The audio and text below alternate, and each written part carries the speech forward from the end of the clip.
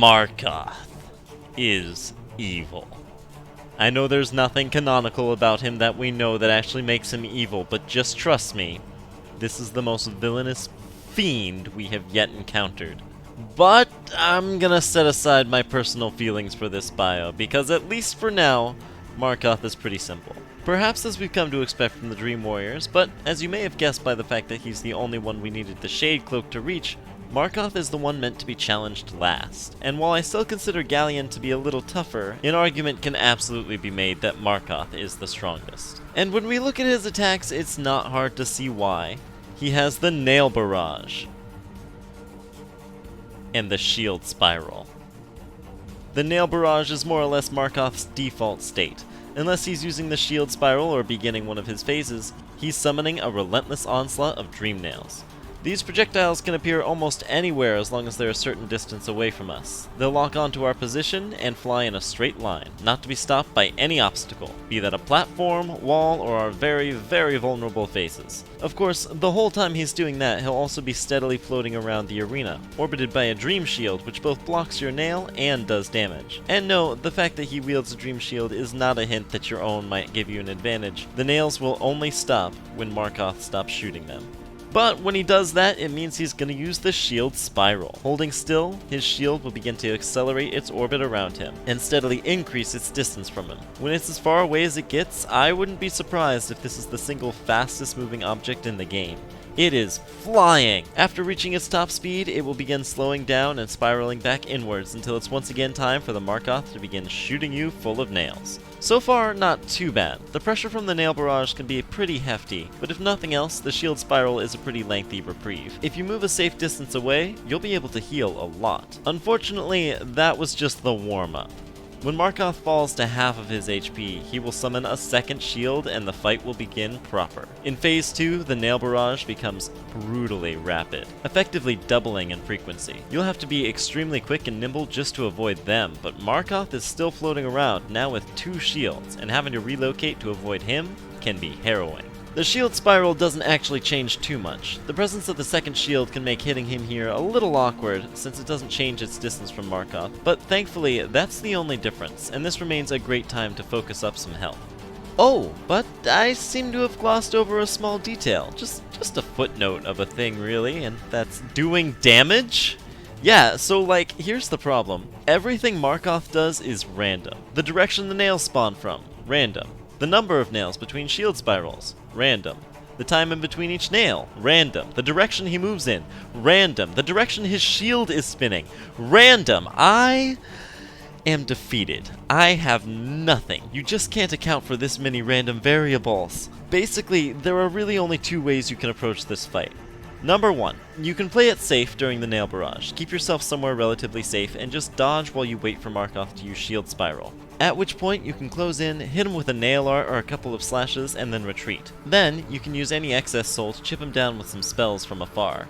For this tactic, I recommend staying on the ground level if you can. The Dream Nails shouldn't spawn beneath you as long as you're grounded, which lessens the possible spawn areas you have to pay attention to. The other option is to just throw caution to the wind. During Nail Barrage, fight fire with fire, and just try and get in as many hits as you can, only letting up when the damage you take becomes too great. Then, just wait and safely use the lengthy time he spends spinning his shield around to heal up. A lot like Galleon, this will be far from our most elegant fight, but every once in a while, you just have to get down and dirty. As a final note, if you're struggling with this fight, the charm I recommend most is Deep Focus. Since your window for healing is so generous, the time investment is easy to work with, and you may end up really appreciating that more efficient soul usage. Markoth. Do me a favor, those of you who are watching before fighting this guy. Make this one painful. No, no, no, no, no, no, no, no, no. Oh no, it's Markoth's turn. Alright, well let's get through the Attuned fight. It's no different from what it was. Very similar arena, similar amount of platforms, similar strategies. You can once again either play things safe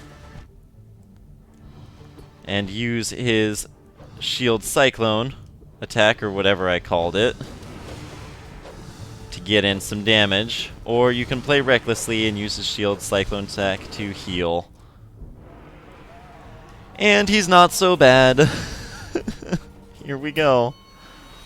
On Ascended difficulty, he has probably the most difficult changes, entirely swapping out his platforms for this garbage set of 5 tiny ones, and replacing the floor with a bottomless pit. Ouch. What's more, he has the most HP of any Dream Warrior boss at 950, still not quite 1,000. Ow. And falling back on the ability to stay safe on the floor is of course no longer an option. We are going to have to be significantly more careful going forward than we were. And you're almost definitely going to have to use the safer of the 2 strategies that I mentioned. You can't go reckless now that he does so much more damage and gives you so much less room to heal. We are also going to be relying a fair bit on spells to do damage from a safe distance. But when it comes down to it, everything in this fight is going to rely on your sheer reaction skills as far as avoiding the nails go. And I think we've just about got this fight closed out. We sure do. Okay, that was Ascended. Definitely not easy, but welcome to the gates of hell. This is a fight I unequivocally recommend using King Soul for. Radiant Markoth is, in my opinion, the single most difficult boss in the entire game. So we are going to do everything in our power not to play his game. We are going to go as slow as possible, nice and steady, just waiting for soul to be provided to us by King Soul, and oh no. Avoiding the nails is best done by choosing a platform to try and hold your ground. However, Markoth himself does a really good job of forcing you away from any platform that you are getting too comfortable on. I recommend one of the upper platforms if you can, and pretty much anything but the central platform if you can at all help it.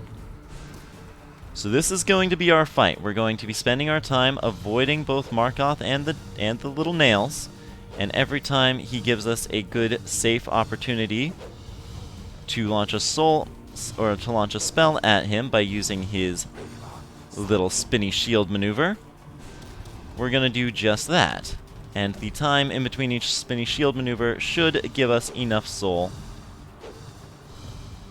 thanks to King Soul, to launch him at him. Although if he gives us a nice opportunity like that, who am I to deny it? Oh gosh, that was riskier than it needed to be. Oh, that was 2.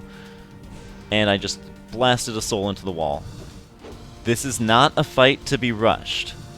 If you want, you can sort of try and go the Galleon route of being as fast and reckless as you can in hopes of taking him out before he takes you down. But there is essentially no safe way to 100% avoid all the nails as long as you are not giving them 100% of your attention. Things aren't so bad on the first phase. As you get more accustomed to the timing and the positioning, you might consider being more aggressive on the first phase to bridge your way over to the second phase. But once you're here on the second phase, the sheer amount of nails becomes, oh man, really just terrible. I'm going to change my charms around a little bit here. Because I actually don't think we need strength. We just aren't hitting him with enough nail strikes to make that really worth it. Obviously, we want Shaman Stone. Having Spell Twister is a great combination with King Soul. I really don't want to not have Mark of Pride. We might even consider also bringing in Long Nail, just in case we do have the opportunity to hit him. We want to have as much space as possible. So I think I am going to do that. And then we're going the rest with King Soul.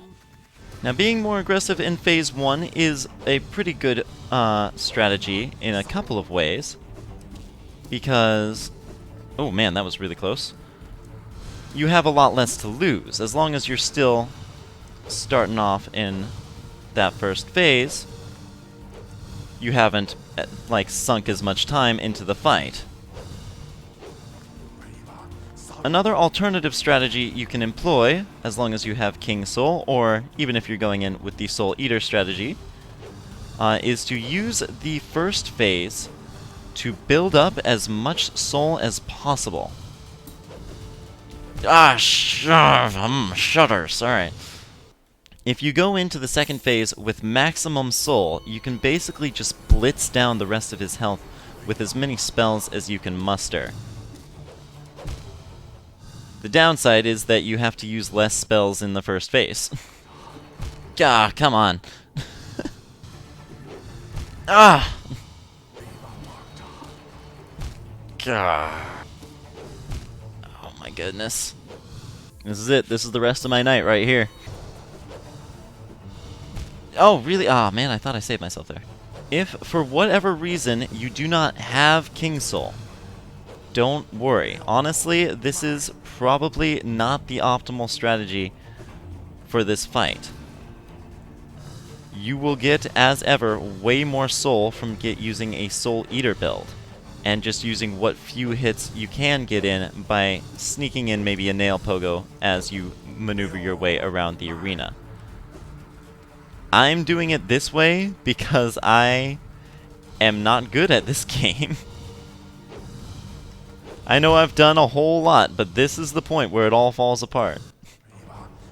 Why did I do that? I'm so freaking stupid. Whoa, whoa, whoa, whoa. The fact that he just goes in a completely random direction at completely random speed.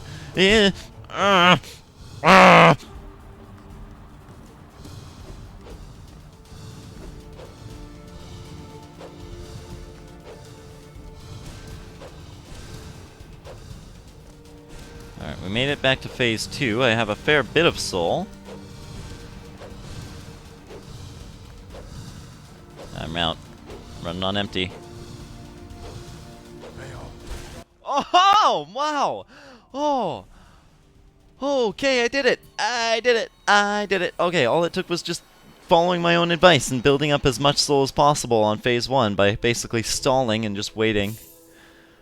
Oh, that honestly would have been easier with Soul Eater. Oh well. I never have to do that again! Alright, I promise that's gonna be the last, like, really rough episode of Boss Blitz, but thanks for watching, my friends. If you want to see more of my futile attempts against Radiant Markoth, you will find some in the playlist linked in the top left corner of the screen there, as well as many other of the difficult trials this game has to offer. And next up might just be one of those. We're going after Grim.